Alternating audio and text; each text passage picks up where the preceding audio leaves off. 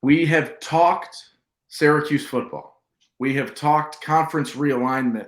We have talked everything in the last couple of weeks since the return from the July hiatus. We make our long-awaited return to basketball. We talk recruiting. We talk the new Adrian Autry era. We recap what's going on. We take a look to the future, and we do it with a dear friend of the podcast, making the debut. We're excited. Neil Adler joins us today. Let's get right to it. There's no time to waste. Let's get these conversations started. It's a Locked On Syracuse Tuesday. Let's get going. You are Locked On Syracuse, your daily podcast on the Syracuse Orange, part of the Locked On Podcast Network, your team every day.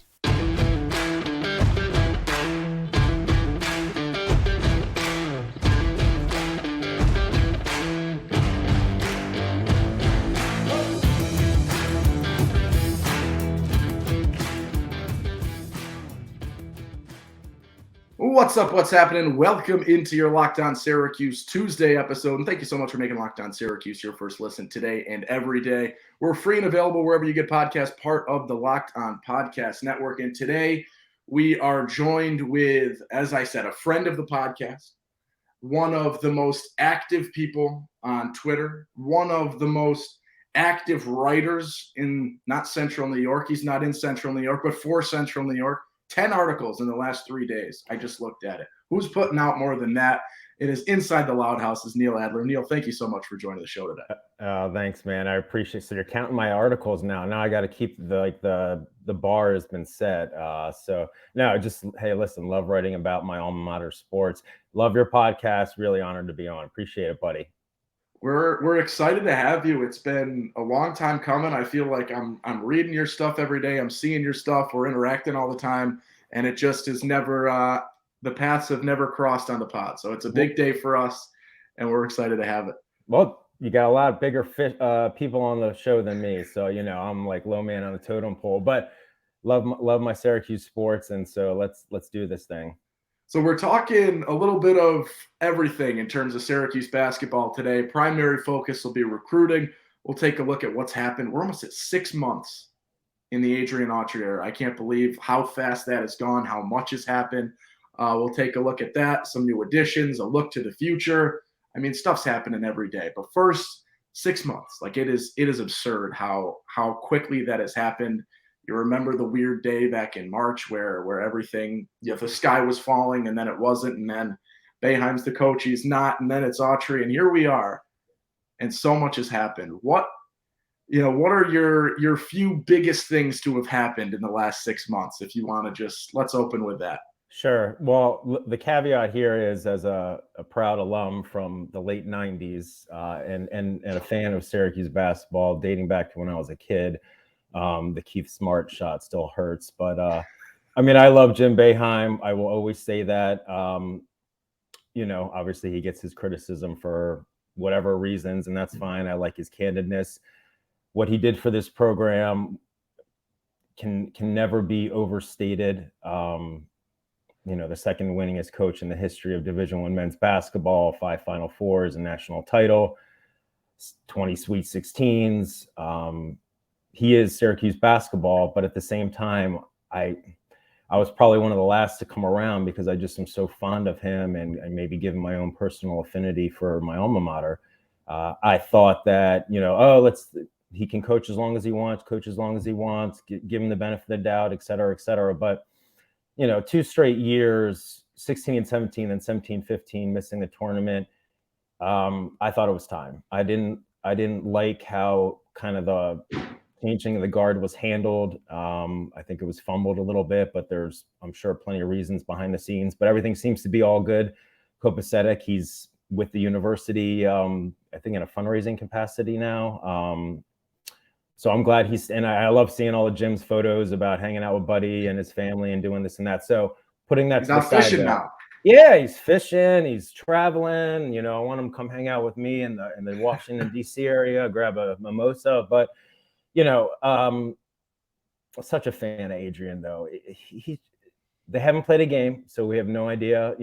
This is all kind of speculation and just kind of prognostications. But the energy that he brings, what he's done with his great assistants on the recruiting trail, I don't know how you can't be happy about that. He gets an A+ for me. And again, we'll see what happens in early November when they start playing games. But every team's going to lose players to the transfer portal. Obviously, losing Jesse Edwards was tough. All ACC center, lost a couple other guys, Joe Girard. But they bring in J.J. Starling, a former top 25 5-star prospect and recruiting target of Syracuse. After his freshman year at Notre Dame, they bring in Chance Westry, who was injured much of last year at Auburn, but was a former Syracuse recruit, top 40 player.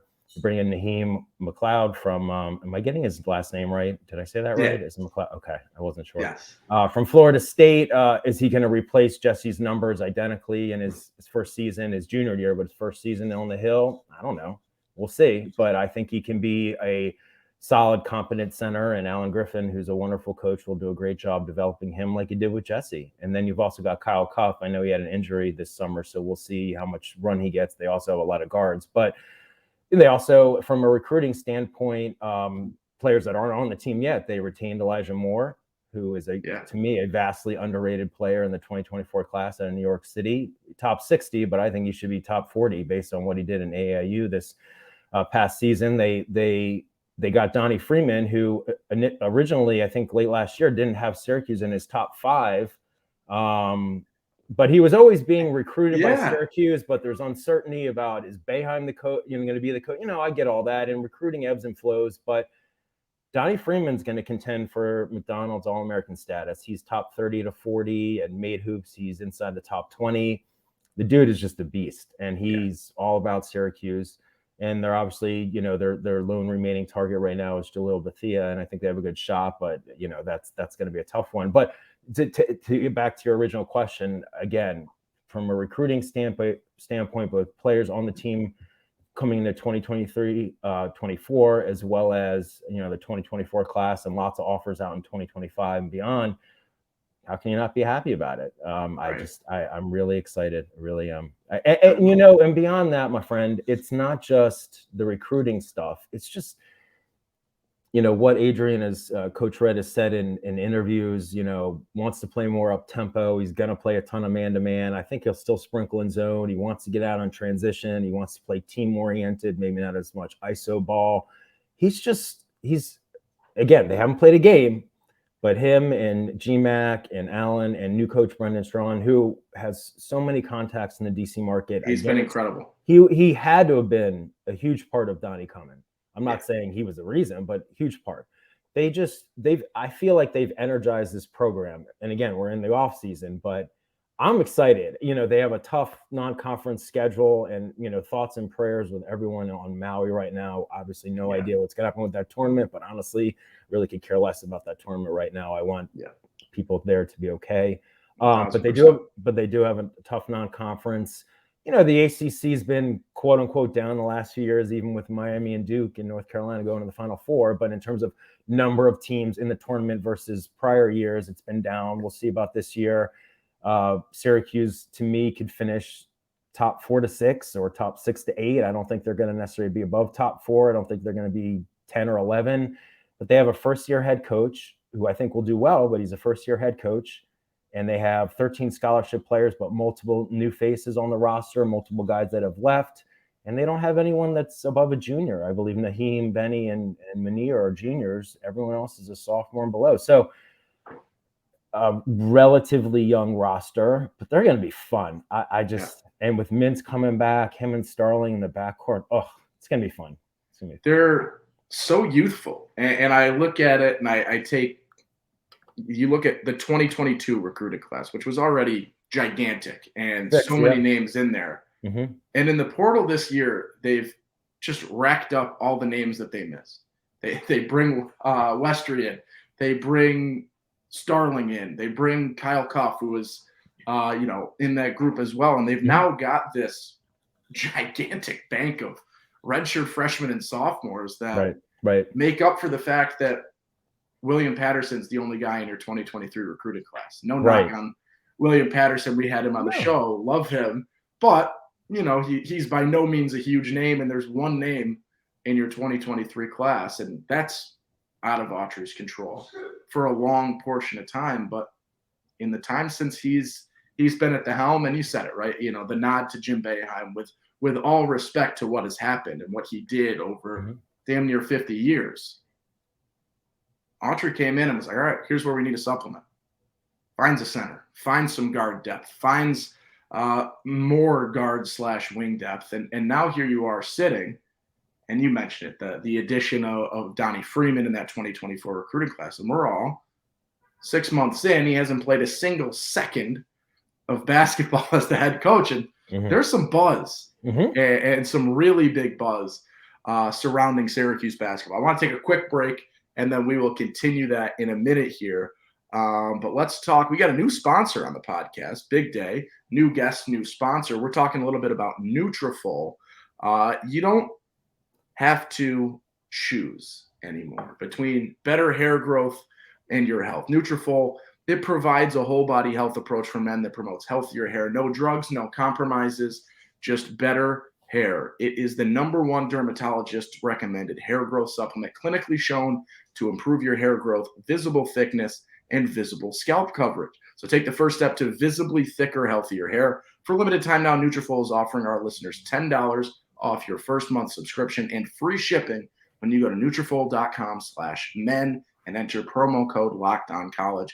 Find out why over 4,000 healthcare professionals recommend Nutrafol for healthier hair. Nutrafol.com/men. That's Nutrafol.com/men and promo code LOCKEDONCollege. That's Nutrafol.com/men, promo code LOCKEDONCollege. All right. Owen Valentine, joined by Neil Adler on your Locked On Syracuse Tuesday episode, talking Syracuse basketball. And so much has happened. We're having some fun. We're breaking down 6 chaotic months of news story. And we're starting to see things settle down, right? The 13 scholarships are accounted for. You're starting to be able to look ahead a little bit. One of the biggest things that I think a lot of people, myself included, are looking ahead for, and you got to it a little bit early in that first segment. This 2024 class currently sits right at the top 10, just about. Depending where you look, it's a little bit higher, a little bit lower, depending on, each site's metric. They're in the mix for Jalil. There are some sites that still have Syracuse as the favorite. There's some sites that have them in the mix. This is a player that I have seen you been so high on. And in the last month, he has really started to hit the threshold that you have been begging recruiting sites and analysts to finally get to him. How did your following of him start? And then you just immediately, it seems like, latched on to the thought that this guy is 10 times better than he's getting credit for and is a 5-star guy, and you're finally starting to see that 5th star beside his name. So I'm trying to remember. It might have been sometime last summer. I might have the chronological aspect a little off, but I'm obviously all over all the recruiting websites, talk to recruiting analysts all the time. And I did see on one of them at some point that Syracuse was showing interest in Jalil. This was before he got offered. So I, kind of started, checking him out a little bit. And then he gets offered by Syracuse in September of 2022, late September. And at that point, I was really following him, recruiting rankings, what he's doing in AAU, what he's doing at his high school, our Bishop Wood outside Philly.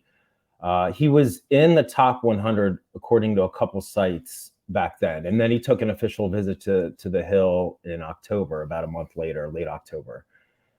And the dude just blew up. I mean, he earned MVP honors of the Philadelphia Catholic League, which is an absolutely loaded conference in Philadelphia, and multiple other former Orange targets play for teams in that league, including Robert Wright III, who's verbally committed to Baylor, Newman Goretti, and Thomas Sorber, who has earlier this year committed to Georgetown. Boo. But no, hey, listen, Ed Cooley, actually, big fan. And I actually root for Georgetown because I was born at Georgetown Hospital and I've lived in DC area my whole life. So when they're not playing Syracuse, I actually kind of root for them behind the scenes, although I'm going to get killed for that. But so anyway, so Jalil, just had an amazing junior year at our Bishop Wood, besides getting Philadelphia Catholic League MVP honors. He was a junior All-American by Max Preps and won a ton of other Player of the Year awards in Philadelphia and in Pennsylvania. Our Bishop Wood went, I believe, to the semifinals in their class of the state tournament. So he had a great junior year. And then I would argue, and again, I'm not a recruiting analyst, but I talk to a lot of recruiting analysts and obviously follow these targets very closely. I could make the case that in the AAU season this spring and summer, he has been, if not the number one of the top 2 or 3 fastest rising, hottest prospects, maybe not just in 2024, but maybe across all recruiting classes, 4, 5, and 6. He is now a consensus top 20 national prospect, according to all of the major recruiting services, 247 Sports, Rivals, ESPN, and On3. Made Hoops has him, I believe, at number 4 nationally. He's inside the top 10, according to multiple of those primary recruiting services. I talked to Jamie Shaw of On3, awesome analyst, not too long ago, just via Twitter, just quick note. He said Jalil could push top 5. Could he push top number 1? I think that's going to be hard, especially when Cooper Flagg reclassified. But I think he's in the running for top, definitely top 10 everywhere, and maybe top 5. And he's just an explosive scorer. He's great outside shooter. He's just a high energy guy, gets after it on both ends. And he just had a fabulous AAU season for Philadelphia-based team final in the Nike EYBL League. They won the regular season championship in the 17 under division with only 1 loss. I was a little surprised at Peach Jam last month. They got knocked out in the quarterfinals, but I mean, when it's a one and done thing, you've seen flukes. Yeah, and they're playing another good team. Yeah. Ironically, Donnie ended up winning it all. So, but it was fun to watch Peach Jam, following those 2 guys as well as guys in the 16 and 15 and under divisions. But, again, Jalil is just off the charts. He really is. And I expect him to contend for All-American honors this year at our Bishop Wood, his senior year. We'll see if they our Bishop Wood, can win their, I can't remember if they're either 5A or 6A, one of the 2, but win their class, designation in the Pennsylvania State Tournament come next spring. And again, I think he's all, besides AAU and high school, he's also been invited to all these prestigious events and showcases and things where there's analysts, recruiting analysts there, and sometimes college coaches and NBA scouts. And he just always is just getting the highest of praise. So I think Syracuse is definitely a contender for him. They're in his top 5. He's going to take a second official visit to Syracuse in September. He's officially visiting his other 4 finalists as well. I think they've got a legit shot. I've talked to a couple of recruiting analysts, lately, and there doesn't seem to be like a consensus favorite, like one team favorite. Some have said, there are certain teams that maybe are in a better position, but all that stuff is so fluid. I mean, you never know with that stuff. Yeah. But if they got him, I mean, they already have 2 really just wonderful prospects. They get Jalil. That could be the number 1 recruiting class. And I wrote about that the other day, and obviously that's purely speculative and all that jazz. Yeah. But I do think if they got him, they could make a case. But the thing is with that is, and I wrote about it in the article, those recruiting rankings and composite rankings from whether it's 247 Sports or On3, they obviously take in mind both the quality in terms of the rankings of the individual prospects as well as the quantity. And I don't know how many, like you said, in 2022, Syracuse had 6 high school commits, but with the transfer portal explosion and all that, looking at more transfers versus high school recruits, not just at Syracuse, but anywhere, but also the fact that they have 13 scholarship guys. I mean, are some guys going to leave after this year, whether it's to the pros, Judah, Benny, JJ, or whether it's just to the transfer portal if they're not happy with playing time? Yeah, they're going to lose guys, but can they bring in a 2024 class that has 4 or 5 guys? That they probably would need that to ultimately be number 1 or maybe even top 5. But if they got Jalil in the coming months, at least for right now, they'd be up there. I mean, I think Donnie and again, I'm a homer, but I think Donnie and Elijah are both underranked. I mean, Donnie's pushing top 30, Elijah top 60 in some places, but then ESPN, no disrespect to Paul Biancardi, I love him, but Elijah's not even in the top 100. That's absurd. Yeah, I think that's weird. Yeah, again, no disrespect, and this stuff is subjective, all good. But Donnie pushes top 25, top 20. Elijah keeps boosting his, and then you get Jalil. That's pretty good. Yeah, that would The other be. thing I'll say about, and I don't want to take away from your questions, You're but good. the one thing I'll say about Syracuse's recruiting of Jalil, as well as frankly Elijah and Donnie. And I don't think they got much else that they're focused on in 2024 when Doesn't seem like it. No. Mikey Lewis didn't put them in his finalists. Caleb Williams, headed to Georgetown, and there was one other guy that I'm totally flaking on, but there was one other guy that they were kind of in the mix for. But with those three guys, once Autry was named the successor in early March. And I'm not saying Jim Boeheim didn't go out and recruit on the trail and go to AAU events, but it just seemed like Autry and Coach Griffin and GMAC and Coach Strong were just getting after it on the recruiting trail. Yeah. Going to live periods at AAU sessions, whether it's on the EYBL circuit or, Elijah plays for the Whiz Kids and the Adidas League. They were just at all the live evaluations, maybe not all, but the majority of the live evaluations in grassroots basketball. But they also, it was the whole staff too. Yeah, everyone together. Staff. They were going to visit. They went to visit with Donnie at least once or twice at his high school, St. John's College High School in DC. By the way, I am going to several of his games this year, and I'm going to report back on watching him because I'm right up the road. So I'm going to go check him out. I can't wait for that. But they were, they visited with Donnie. They visited with Jalil or Bishop Wood or somewhere, near there. They were at some of these other showcase events. They're just being really assertive, really aggressive. Yeah. And, I don't want to sit here and do apples to oranges in terms of, were they out there more than when Jim Boeheim was. Jim Boeheim's also in his late 70s. I mean, I get it, but it just that's one thing I would see like on Syracuse, fan forums and just talking with people on social media. I try to pull back and not make assumptions because I'm not, I don't know everything that the Syracuse coaches are doing, but there was definitely like this presumption that Jim Boeheim wasn't out on the recruiting trail as much as fans maybe would have liked. Whether that's true or not, I personally don't know. All I can tell you is that since Autry took over and brought in Brendan, the four of them are just getting after it, and I love it. And this I feel like has been, if nothing else, it's been more public. We've now seen and realized that they are there, and they're, you haven't seen it as much lately just because the games have died down a little bit, especially the last couple of weeks.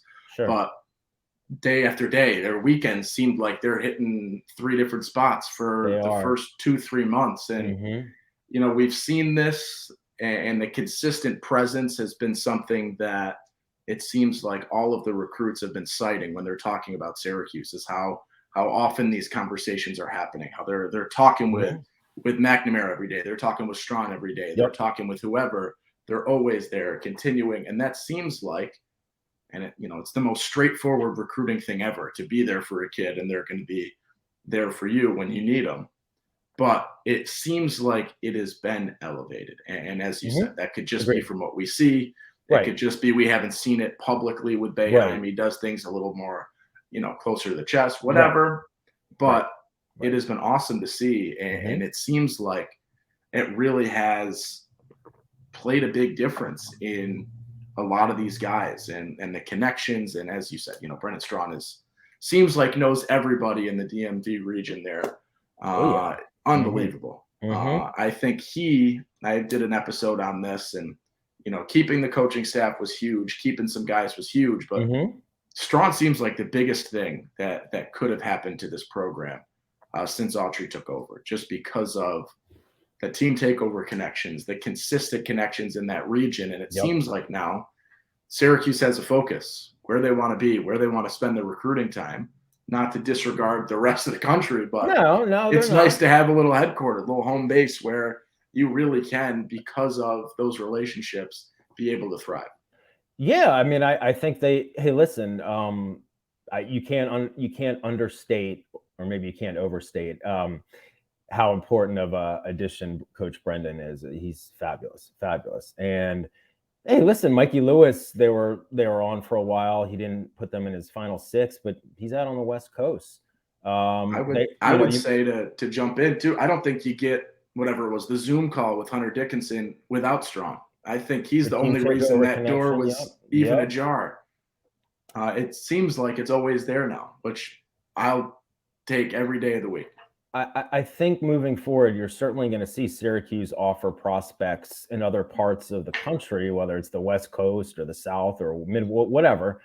But I also think that they're going to have a heavy focus on the Northeast as well as New York City, and the DMV. And look what happened in late April, right around the first live period on the grassroots basketball circuit. They offered multiple guys in the 2025 class, and several of them are from the Baltimore, DC area. So I love it. Hey, listen, as someone that lives in that area and is from that area, I'm all about it. But I'm biased. But even if I put that to the side, there's a wealth of talent between the Baltimore and DC areas, and it's really exciting. I mean, it will be interesting to see moving forward, given the transfer portal and all that, how big these high school recruiting classes are for not just Syracuse, but any major Division I team. Are they going to be smaller classes versus sprinkling in more transfers? It's just everything has changed with NIL and transfer portal and all the other stuff. So well, you mentioned it quickly there, the 2025s.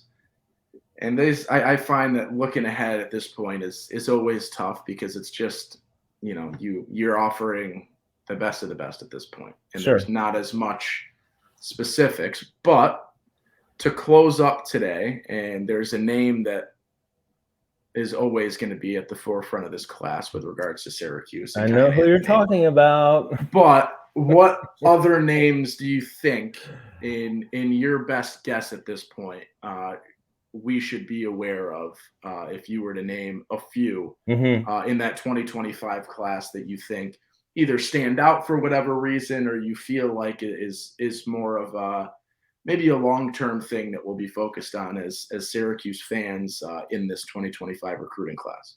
And you're right, Owen. The 2025s, the rising juniors, they could have a little bit more time to go before there's a lot more, quote unquote, clarity about really who their favorites are. They're just starting to be allowed to take, official visits, an unlimited number of official visits. The contact period just opened in mid-June, so they're seeing their offer list grows, and obviously everyone's going to be focused on Kyan Anthony. And I will tell you today, and I will tell you till the cows come home, it is no guarantee that Kyan is going to come to Syracuse. Not even close. I think he's going to take an official visit this fall. I think Syracuse will be in the mix, but he's got tons of other impressive offers. And maybe he wants to follow, I don't even say follow in his dad's footsteps, but go to his dad's alma mater and try and win a title there. And that's great. But if he wants to go elsewhere, I just hope I don't see a lot of fans say, trashing him, which is ridiculous. Get that on the record. He's a teenager and he's doing what's best for him. And if he wants to come to Syracuse, heck yeah. And if he doesn't, wish him well. And the other thing is that I really don't want to see, I hope I don't see, is if he does go elsewhere, I don't want to see fans say, oh, the Syracuse staff, totally missed the boat on this. What if he just decided another school is a better fit? That's not a knock on Syracuse. There's how many Division I programs are there? I mean, he's got offers from Indiana and all these other good schools. So, anyway, besides Kyan, and his choice in coming to Syracuse is to follow along and walk in under the shadow, a lot of pressure, of what people in Central New York call the single greatest college basketball season by a freshman ever. Of course. Yeah, that's a lot. I understand not wanting to have that pressure on your shoulders. But I'll tell you, though, he seems to, and I don't know if he looks at it as pressure or just like continuing the legacy. He seems to embrace it, though. This kid's really growing up, both, as a person, as well as a basketball player. He's in the top 40 now, according to multiple recruiting services, and could push higher. And he'll play for Long Island Lutheran this coming year in the NIBC. And he's going to, if he has a great year, I mean, whew. Anyway, besides Kyan, another name to watch, I think, who was offered, one of those, Baltimore DMV guys offered in late April, is Tyler Jackson, who played some in grassroots basketball, both with Team Thrill in the Under Armour League, as well as he teamed up for one session with Kyan and for Team Mello in the Nike League. He's a 5-star point guard. Some recruiting services have him as the #1 point guard in his class. He's a top 10 national prospect. He's at a St. Francis Academy in Baltimore, not far from me. He said he'd like to take an official visit to Syracuse. We'll see about that. There was even some chatter about maybe him and Kion coming together. I mean, again, who knows? We'll see. That'd be awesome. But I think, as far as I can tell, it looks like he's a priority for Syracuse in that class. But they've handed out, I believe, 12 offers at this point. And some other guys to know is Derek Dixon, who's a 4-star combo guard, who I've read in interviews and reports saying he's interested in visiting the Hill, and Syracuse coaches are interested in having him visit. And he's from the DC area, I believe Gonzaga High School, as well as Team Takeover. So that's a good guy to look at. But they've offered Cam Ward, who's a 4-star from the DC area. They've offered Sadiq White, who's a 5-star from North Carolina, along with a flood of Darren Peterson, who just moved up to #2 in the 2025 class. He's from Ohio. He just transferred to Huntington Prep in West Virginia. Do I think Syracuse is a big player for him right now? It's too early. But hey, especially with the upper tier guys, right? They're receiving an offer. He's got tons of blue blood offers. He'll have pro offers, but there's a lot of, but there's some guys that they offered not just this spring, but earlier. Kion was last November, but they also offered guys like Jerry Easter and Darius Adams last summer, and both have transferred to La Lumiere, which is in the NIBC. So we'll get to watch them on some national broadcasts. And, I'm not sure if Syracuse is a big player for either of them right now. Again, it's early, but they got in on them early, and we'll see. So there's and they've even offered a couple guys in 2026. So, it remains to be seen. Obviously, the focus is closing out, getting Jalil and getting 2024 all wrapped up. But I'm excited. It's fun, You can't win a high-level prospect if you don't offer them first. That's the way I always say it. Get there early, which seems like, the one thing you can fault Boeheim's recruiting the last couple of years if you want to. I don't know if it's warranted or not, but he got there early, and that seemed like something that he was doing, even in, the gripes with recruiting and issues that some people, very vocally spoke out about. He was getting there early. I will give him that. And it does go a long way to be able to say, and see and understand that this is a team that, has spent that extended time with you. And you're starting to see it, to wrap things up for today, in the portal, where you're going and rekindling these relationships. Hey, JJ, remember when we were there the first time around? Hey, Chance, remember when we were there the first time around? Hey, Kyle Cuff, remember when we were there the first time around? It can be rekindled. And, the way the portal is at this point in time is something that will be used nonstop for the foreseeable future in college or athletics. Oh, and I'll tell you, I think the mantra there is don't burn bridges, because you never know. Yeah. They were in JJ's top 5, Chance's top 10. There was buzz earlier on in Chance's recruitment that maybe he'd join up with Starling or not Starling, Dior Johnson or Roddy Gale or whatever. They went elsewhere. It didn't work out. Look, they're here now, and that's all that matters. So they didn't burn bridges. They formed, and you are so right, Owen, and I've written about this many times in recent years. Syracuse, when Boeheim was the head coach, and now when Coach Red is in charge, they are so good at identifying talent early on, offering guys early on. Does that mean they get them? Not necessarily, but so do a lot of other schools. But they some of these guys, even in like 2023 or 2022 classes, that they would get on offer, first to offer Gigi Jackson, Mattis Buzelis. They didn't get them, but these guys weren't unranked or very, barely top 100, and then top 10, so kudos to them. They identify talent really well. Yeah. Neil, thank you so much for coming on today. We are glad to finally get you on. I'm sure we'll have you back on as things continue, maybe with some more news. We get closer to basketball season.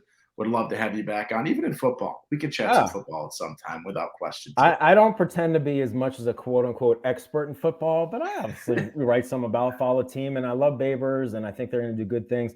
Owen, it's an honor. It's a privilege. I love your podcast. I really appreciate you having me on. Thank you so much. We will do it again. That'll do it for today. Thanks for making Locked On Syracuse your first listen today and every day. We are free and available wherever you get podcasts, part of the Locked On Podcast Network.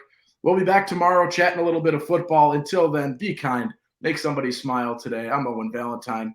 Thank you, Neil Adler. Peace.